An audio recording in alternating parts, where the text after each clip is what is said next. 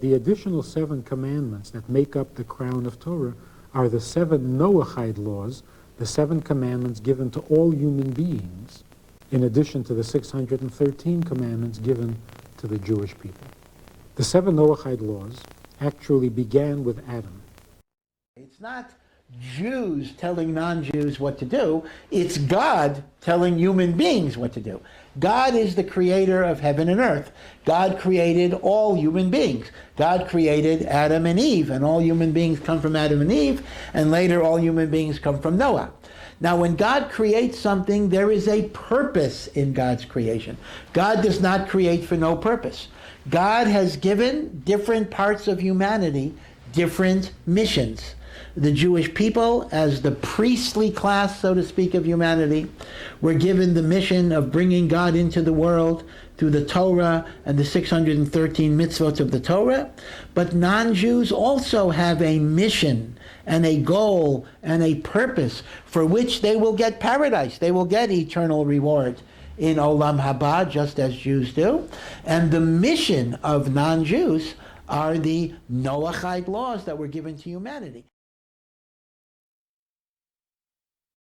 So if you look at it, in recent years, really thank God, and maybe it's a sign that Mashiach is coming, the Noahide movement of the righteous Gentiles has greatly expanded.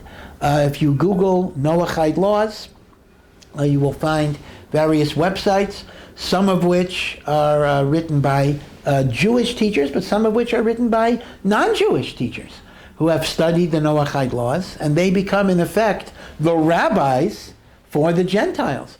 And that is actually a legitimate and proper role for them to play. It's a term we use because every human being today is a descendant of Noah. Every person alive today is a descendant of the 8 people who survived the flood that took place thousands of years ago. What I think happens is that the term Noahide scares people because I never heard of that term. Usually people use these terms and people go, we don't believe in Noahide.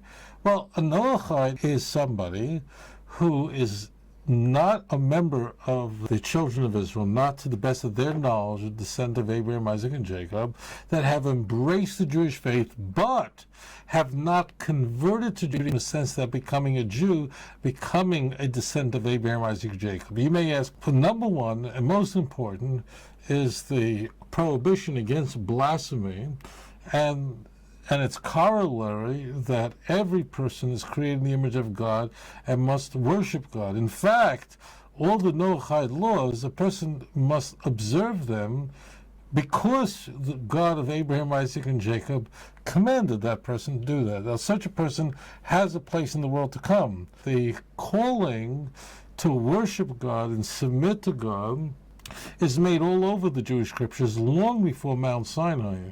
Abraham was considered righteous, and so was Job.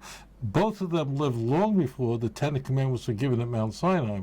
Well, if there were no Noahide laws, I have to say this. I find when people say that they don't believe in this Noahide law business and they'll speak about it that way, I just stand there with my mouth open wondering, did you ever read the Bible?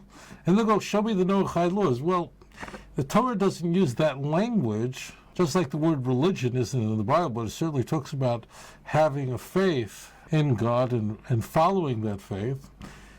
But if let's play what if, okay? If we are to believe that the nations of the world were not given any commandments, told nothing, and the first time commandments were ever given by God was to Moses at Mount Sinai. If that's the first time, then I need you to explain to me what exactly did Cain do wrong. That means he was never told not to murder. Moreover, how do you explain Genesis 6? Genesis 6 is an explanation, essentially, of why God would destroy the world, because they were sinful. They were in rebellion against God. They had committed these horrific sins.